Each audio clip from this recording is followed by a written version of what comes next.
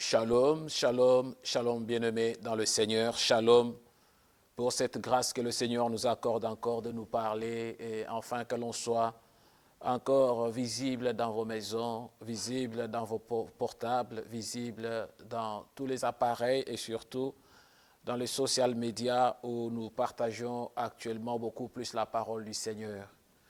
Nous connaissons nous tous que la situation que le monde est en train de traverser, une situation périlleuse, une situation douloureuse, une situation durant laquelle nous avons toujours demandé à tous les chrétiens de se lever comme un seul homme, afin de lever les voix au-devant du Seigneur, le Dieu puissant, le Dieu très haut, parce qu'actuellement, il n'y a que sa grâce qui peut nous faire du bien. La grâce du Seigneur nous fera du bien. Le Seigneur saura comment soutenir, comment aider, comment protéger, comment abriter ses enfants, car aucune tentation, nous dit le Seigneur, ne nous est jamais parvenue qui soit au-delà de nos forces, au-delà de notre foi. Et même si c'est l'épreuve, mais en toute épreuve, le Seigneur sait comment nous donner et nous protéger durant l'épreuve. Et nous avons besoin que les enfants de Dieu comprennent que ici, c'est un problème de foi, un problème de confiance, un problème d'attachement au Seigneur. Parce que quand on fait confiance au Seigneur, quelle que soit la circonstance, quelles que soient les situations que nous pouvons connaître, que nous pouvons traverser, nous avons toujours cette assurance qu'il nous aidera, il nous écoutera, il nous soutiendra. Au moment opportun, le Seigneur reste toujours Seigneur. Bien-aimés, nous voulons partager encore cet après-midi, cet avant-midi, ça dépend de l'heure à laquelle vous nous recevez, cette nuit, pourquoi pas. Et partout où vous nous recevez, partout où vous pouvez nous écouter, nous vous demandons seulement de pouvoir tourner le regard au-devant du Très-Haut, de pouvoir comprendre que tout ce que nous faisons ici-bas a des limites. Tout ce que l'homme peut faire, toutes nos conceptions, toutes nos richesses, toute notre pauvreté, tout ce que nous pouvons avoir a toujours des limites. Il y a un temps où la cloche va sonner, un temps où les choses ne seront toujours pas les mêmes. Mais bien aimés, nous voulons parler de quelque chose qui peut encore nous raviver, nous donner de l'espoir, nous aider à pouvoir comprendre réellement le temps que nous traversons, le moment que nous sommes en train de parcourir. Vous savez, une chose qui est certaine est que on ne peut jamais se dire sincère avec Dieu au moment où on n'est pas sincère avec les hommes. Dieu a besoin de la sincérité. Dieu a besoin que nous puissions être avec lui, que nous puissions nous accrocher avec lui. Et quand on trouve dans ce monde les gens qui peuvent par moments tourner le regard au-devant des hommes, dire qu'ils aiment les hommes sans pour autant aimer Dieu, c'est absurde. Et une personne qui dira au contraire qu'elle aime Dieu sans pour autant aimer le prochain, cela est aussi un scandale. Un scandale parce que cela ne produira rien de bon dans la vie de cette personne. Ce qui est plus important à comprendre, mes bien-aimés, est qu'on ne peut pas être vrai avec Dieu si nous ne sommes pas vrais avec les hommes, avec le prochain. Si nous sommes vrais avec Dieu, si nous nous disons que nous sommes des enfants de Dieu, nous devons autant plus être aussi sincères, être vrais avec ceux avec les gens avec qui nous vivons. On ne peut pas aimer Dieu et si on n'aime pas le prochain. Le Seigneur nous a parlé dans sa parole lorsqu'il nous parle dans Luc le chapitre 10, verset 27. Le Seigneur est clair. Il nous parle dans ce thème, il nous dit, tu aimeras l'Éternel, ton Dieu, de tout ton cœur, de toute ta force, de toute ton âme, de toute ta pensée. Pourquoi nous parle-t-il de ça? Pourquoi énumère-t-il toutes ces choses? Parce que nous sentons par moments, il y a des gens qui aiment Dieu dans leur pensée, mais dans leur force, ils n'aiment pas Dieu. Vous trouvez quelqu'un qui aime Dieu parce qu'il est intelligent dans sa pensée, il se croit être intelligent, être sage, mais tu regardes que non, son âme est éloignée du Seigneur, son cœur est éloigné du Seigneur. Et que si le cœur est éloigné du Seigneur, Or, la Bible nous dit, toutes les choses, les mauvaises choses et les bonnes choses viennent du dedans. Si le cœur est mauvais, si le cœur n'a pas reçu le Seigneur, si le Seigneur n'a pas une place dans ton cœur, mon bien-aimé, ma bien-aimée, tout ce que nous faisons ne sera que nul, ne profitera à rien. Le Seigneur a besoin que nous puissions lui être sincères. Lorsque nous nous approchons du Seigneur, lorsque nous venons au-devant du Seigneur, il a besoin de la sincérité de notre approche devant Dieu. Comment on s'approche au-devant de Dieu? Pendant ces temps difficiles, pendant ces moments de cri, comment tu t'avances au-devant du Seigneur? Quelle est ton approche? Quelle est l'attitude que tu adoptes lorsque tu viens au-devant du Seigneur? Est-ce que cette approche est-elle réellement sincère? Dieu a besoin de cela. Dieu a besoin de cela, mon bien-aimé, ma bien-aimée. Je pense que là où tu es, le Seigneur est en train de te parler comme le Seigneur est en train de me parler, parce qu'à chaque moment que nous nous mettons au-devant de vous pour parler, ce n'est pas seulement que nous doitons les gens à qui nous parlons, mais nous parlons aussi nous-mêmes, parce qu'au-devant de messages que nous donnons, il y a aussi une interpellation personnelle. Dieu a besoin que ceux qui le servent puissent le servir en vérité, en esprit, en vérité, que nous puissions comprendre ce qu'il est et ce qu'il attend. Il y a une histoire que nous pouvons lire dans la Bible, dans Luc le chapitre 18. Mais bien aimé, cette histoire, elle est très importante. L'histoire concerne deux personnes qui s'avancent dans le temple, qui s'avancent au-devant du Seigneur. Une personne comme toi et moi, nous avons décidé en cette période pandémique, en cette période de crise, nous avons décidé de nous avancer au-devant du Seigneur. Mais le tout dépend de l'attitude avec laquelle nous nous avançons auprès du Seigneur, parce que nous pouvons être dans une même salle, nous pouvons être connectés sur la ligne téléphonique, nous pouvons être connectés sur le WhatsApp, sur Skype, sur le webcam, sur tout ce qu'on peut mettre comme social media. Mais l'attitude, ton attitude que tu affiches lorsqu'on est connecté dans la prière, lorsqu'on veut prier le Seigneur, cette attitude-là est d'une grande importance. Pourquoi je dis ça? C'est parce que dans cette histoire de Luc 18 que nous allons lire, la Bible est très explicite. Elle nous dit une situation. C'est une parabole que le Seigneur Jésus-Christ a donnée aux disciples. La Bible nous dit ceci dans ce chapitre, que il dit encore cette parabole en vue de certaines personnes se persuadant qu'elles étaient justes et ne faisant aucun cas des autres. Ça, c'est le verset 9. Ici, le Seigneur est en train de parler. Pourquoi parle-t-il? Pourquoi s'adresse-t-il aux disciples? Pourquoi donne-t-il cette parabole? C'est-à-dire, il y a certaines personnes qui se tapent sur la poitrine. Il y a certaines personnes qui pensent qu'elles sont déjà arrivées. Certaines personnes qui pensent qu'elles connaissent mieux Dieu que les autres. Certaines personnes, certainement, se persuadant qu'elles étaient justes dans leur façon de vivre, justes dans leur façon d'approche au-devant du Seigneur, mais ces personnes se persuadaient, mais ne faisant aucun cas des autres. Ils n'avaient pas la compassion pour les autres. Ils n'avaient pas de l'amour pour les autres. C'est pourquoi nous avons dit que sert-il, mes bien-aimés, d'opposer l'amour de Dieu avec l'amour du prochain? Tu ne peux pas opposer cet amour-là. Que sert-il? Tu ne peux pas être vrai avec Dieu tout en étant faux avec ton prochain. Le Seigneur n'a pas besoin de ça. Il a besoin que quand tu l'aimes sincèrement. Et le Seigneur est en train de nous parler. La Bible nous dit maintenant au verset 10 que deux hommes montèrent au temple pour prier. L'un était pharisien et l'autre était publicain. Le pharisien debout priant ainsi en lui-même.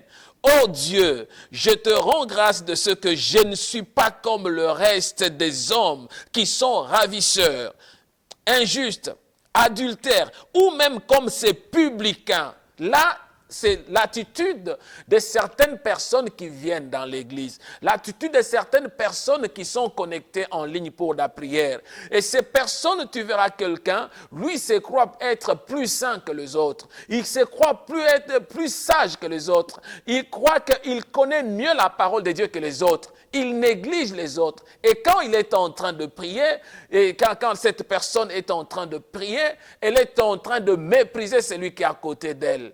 Et c'est ainsi que le pharisien était dans le temple, se regardant, il s'est dit, moi je suis juste, je ne suis pas comme cette personne. Parce qu'il y en a qui sont injustes. Ils commencent à doiter, ils commencent à critiquer, ils commencent à mépriser celui qui était à côté de lui. Et maintenant, il dit, je ne suis pas comme le reste des hommes qui sont ravisseurs, injustes, adultères, ou même comme ce publicain.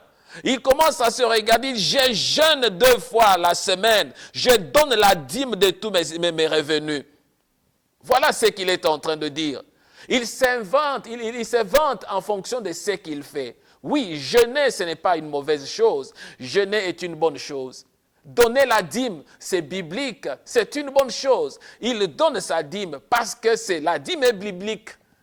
Il est en train de servir avec ce bien, c'est une bonne chose. Mais le problème le plus important n'est pas celui de donner la dîme, n'est pas celui de jeûner, n'est pas celui de prier comme ce pharisien qui est en train de se taper sur la poitrine. Mais le problème, c'est de savoir pourquoi tu pries et quelle est la raison de ta prière. Quand tu écoutes cette intention de cet homme, le Seigneur est en train de nous faire voir l'attitude d'une personne qui est orgueilleuse. Une personne sans humilité. Une personne qui est là pour pouvoir se valoriser. La personne pense qu'elle est au-dessus de toute chose. Mais comprenons l'attitude maintenant de la deuxième personne qui était toujours dans le temple avec le pharisien.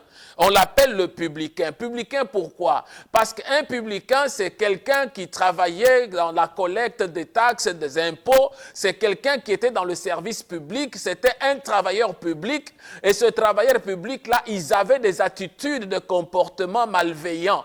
C'était des gens corruptibles, si je peux dire. Ils surtaxaient des choses. Ils étaient en train de mater les hommes, mater les autres. Pourquoi? Parce qu'ils avaient la possibilité d'aller collecter l'impôt pour l'administration.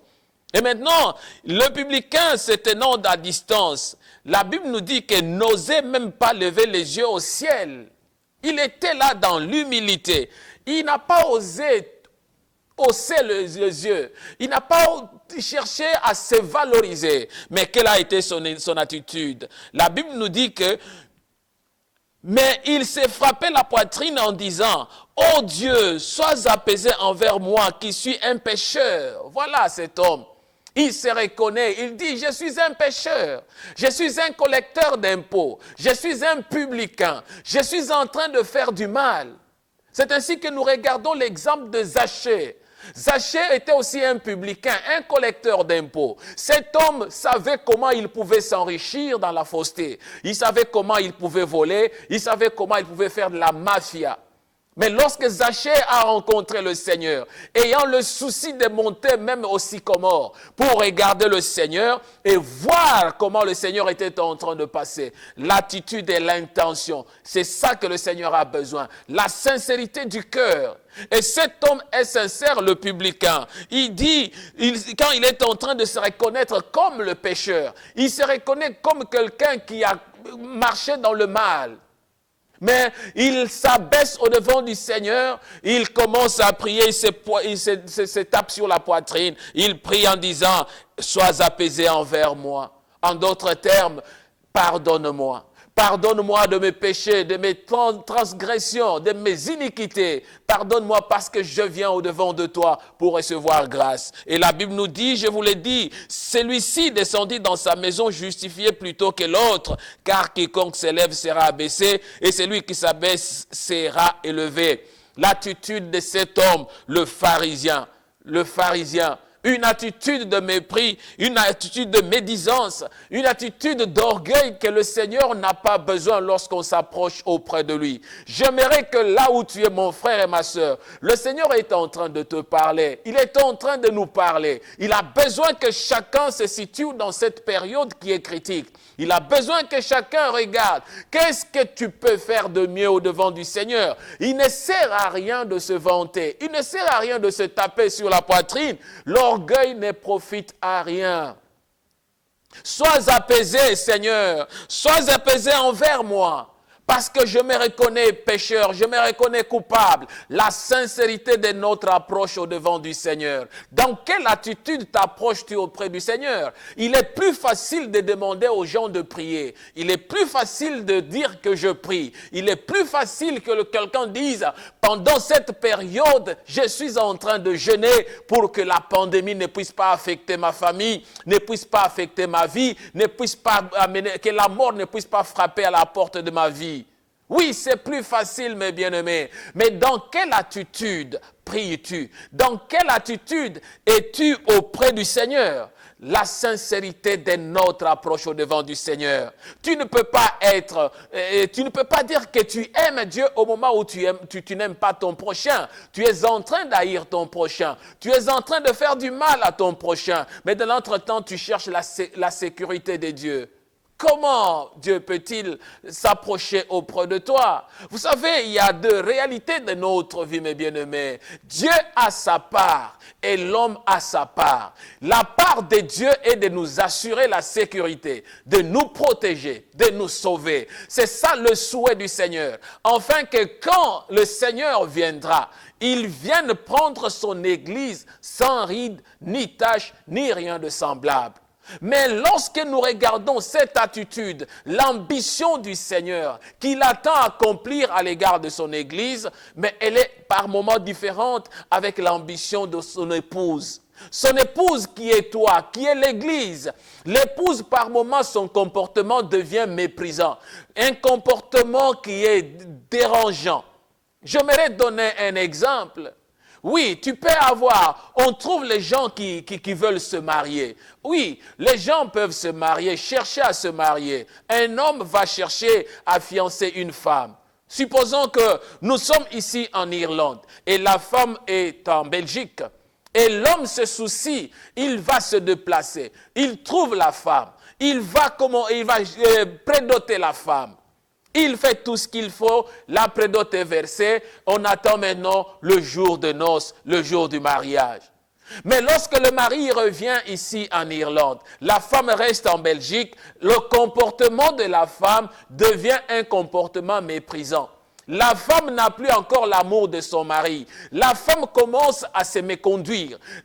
Quand l'homme cherche à avoir les informations de la femme, et la femme lui dit, il n'a même pas des informations claires. L'attitude, le comportement, le langage de la femme n'est plus encore approprié à l'attitude de l'homme. Que se passera-t-il enfin? Bien-aimé, il est très important. Lorsqu'une femme pareille, la femme c'est l'Église, la femme c'est toi, c'est l'Église que le Seigneur veut venir prendre. Une Église sans ride, ni tache, ni rien de semblable. Mais lorsqu'il y a de taches dans le fiançailles, lorsqu'il y a de mépris dans le fiançailles, lorsque le Seigneur ne trouve pas sa part dans le fiançailles, mais bien-aimé, quand sera-t-il? Est-ce que sera-t-il possible que le fête des noces puisse avoir lieu? Non, c'est là le problème que l'Église traverse. C'est là la situation de notre approche avec le Seigneur. C'est ça la situation auprès de laquelle nous devons nous apprêter, nous devons savoir comment nous pouvons nous conduire au devant du Seigneur. La sincérité de notre approche au devant du Seigneur. Ne soyons pas comme ce pharisien qui se tape sur la poitrine. Tu as beaucoup fréquenté l'église, mon frère. Tu es venu à l'église pendant beaucoup de temps. Tu es resté à l'église pendant beaucoup de temps. Mais l'orgueil, d'où te vient cet orgueil? Pourquoi restes-tu attaché à l'orgueil? Pourquoi penses-tu que tu es la seule personne excellente au devant des autres? Pourquoi ne peux-tu pas reconnaître tes fautes, tes défauts, lorsque tu es en train de te taper sur la poitrine, au moment où tu méprises l'œuvre du Seigneur, tu méprises les enfants de Dieu, tu méprises le Seigneur. Tu le fais pour que les gens voient que tu es en train de le faire. Là, le Seigneur n'est pas content. Tu es comme une fiancée qui est restée en Belgique, mais la fiancée qui est en train de sortir avec les autres hommes au moment où elle a déjà un engagement. Christ nous a fiancés. Christ a fait un engagement. Il a versé son sang afin que par cet acte de fiançailles, quand il reviendra prendre l'église, que toi et moi puissions être prêts. Est-ce que tu es prêt pour ce mariage? Tu es prêt pour les fêtes des noces? Tu es prêt pour que le Seigneur vienne te prendre comme épouse, afin qu'il te fasse entrer dans la fête des noces? C'est là le grand problème. La sincérité de notre approche au devant du Seigneur. J'aimerais, mon bien-aimé, que tu puisses tourner le regard au devant du Seigneur. Parce que le Seigneur a besoin que nous puissions nous approcher auprès de lui avec sincérité. Nous devons savoir que quand on est sincère, on doit savoir mettre à disposition des autres ce que l'on a reçu du Seigneur. On doit savoir partager avec les autres. Nous devons comprendre ce qui est utile, ce qui est important, afin de soutenir l'œuvre du Seigneur. Parce que quand on est sincère, la sincérité reflète l'image de notre identité. La sincérité est l'un des éléments qui peuvent démontrer notre identité. Et je sais que prochainement, nous allons parler sur l'identité.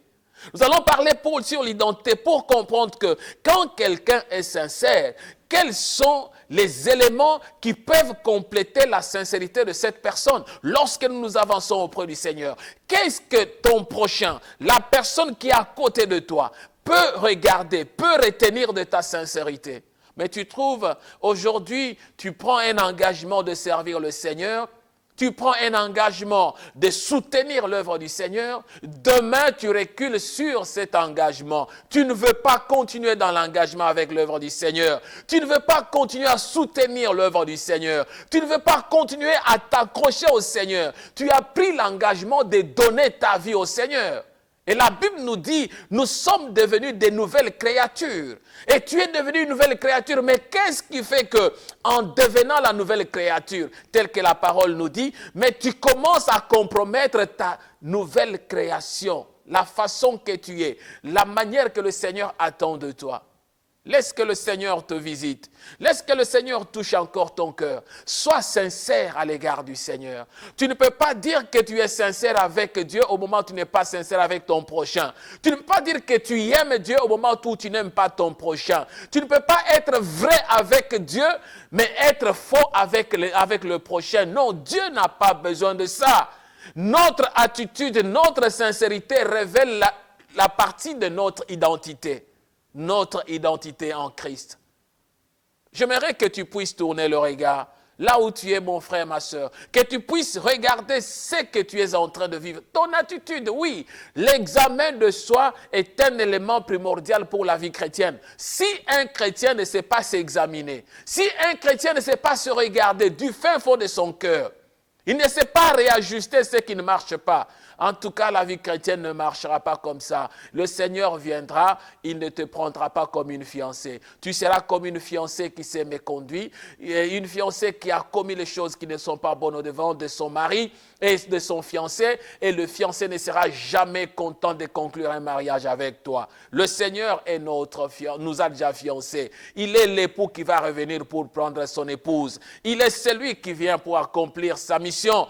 Le mariage est prêt. Les noces sont déjà apprêtées. C'est à toi de savoir comment tu peux te conduire dans la sincérité avec le Seigneur, afin qu'au retour de notre Seigneur, qu'il n'y ait pas de pleurs, qu'il n'y ait pas de gémissements, qu'il n'y ait pas de cris de douleur.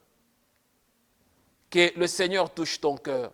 Que le Seigneur s'approche encore au-devant de toi. Et que tu saches aussi comment t'approcher au-devant du Seigneur comme ce publicain qui s'est avancé au-devant du Seigneur. La grande joie, à l'exemple du publicain, c'était l'exemple de Zachée auprès de qui le Seigneur a décidé de dire « Aujourd'hui, le salut est entré dans ta maison. » Oui, mon bien-aimé, ma bien-aimée, le salut est entré dans ta maison si réellement la sincérité, la soif de chercher le Seigneur, la soif de s'approcher du Seigneur, elle est réelle. Si cette soif-là est réelle, le Seigneur entrera dans ton cœur, le Seigneur bâtira dans ton cœur, tel que la Bible nous dit, il est là, il frappe, afin que quiconque l'ouvre, il entrera, il mangera avec lui et ils boiront avec lui. Ils seront ensemble à table pour partager. Et le Seigneur a besoin de ça.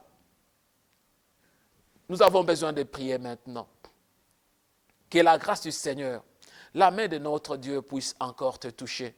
Que le Seigneur te voie là où tu es. Que le Seigneur regarde le désir le plus profond de ton cœur et surtout la sincérité. Mon bien-aimé, si tu sais que tu n'es pas sincère avec Dieu et si tu sais aussi que tu n'es pas sincère avec les hommes, tu trompes les hommes mais tu veux chercher à être sincère avec Dieu. Non, Dieu ne sera jamais content. Il veut que celui qui s'approche de lui puisse l'implorer dans la sincérité, dans l'amour, dans la disponibilité. Et ce que nous allons prier maintenant, c'est que tu puisses examiner ton cœur, que tu te regardes. Là où il n'y a pas la sincérité, là où il n'y a pas la vérité dans ton cœur, là où il n'y a pas la joie de servir le Seigneur, que le Seigneur anime encore une soif.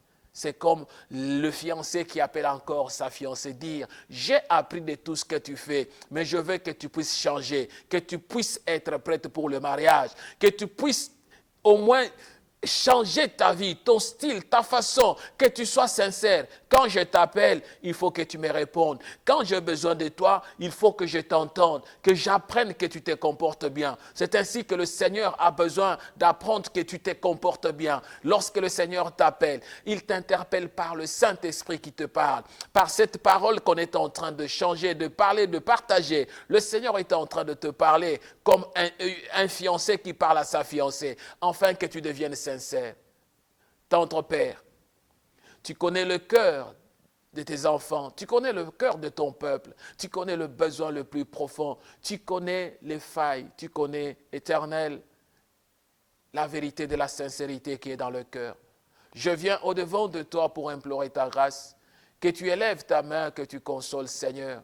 Accepte, mon Dieu, mon roi, parce que tu es là, tu frappes à la porte du cœur de chacun, afin que nous puissions être sincères, afin que nous puissions être dans la mesure de te recevoir. Recevoir encore cette parole. Éternel, que cette parole trouve dans la place dans le cœur de chacun de nous, que nos cœurs puissent être sincères, que la disponibilité de chacun puisse être une disponibilité de la personne qui attend son époux parce que tu viens et tu reviens bientôt. Éternel, que la gloire te soit donnée, accorde Seigneur encore une grâce. Permet que chacun, Éternel, puisse être encore revitalisé, ravitalisé, et qu'il puisse être encore alimenté par cette parole qui l'amène à la correction de sa vie, afin qu'il puisse marcher dans la sincérité. À toi soit la gloire, l'honneur, la majesté, et pour les siècles de siècles.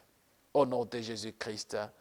Amen. Mais bien aimé, j'aimerais ajouter une chose en terminant, que veuillez vous abonnez sur cette chaîne et tel que vous voyez la cloche, abonnez-vous massivement pour partager la parole du Seigneur. Je suis le vôtre, le pasteur Francis Longo, pasteur responsable de l'Assemblée chrétienne Peniel à Cork, dans la ville de Cork en Irlande. Que la grâce, la bonté et l'amour du Seigneur soient le sujet de votre partage au nom de Jésus-Christ. Bye.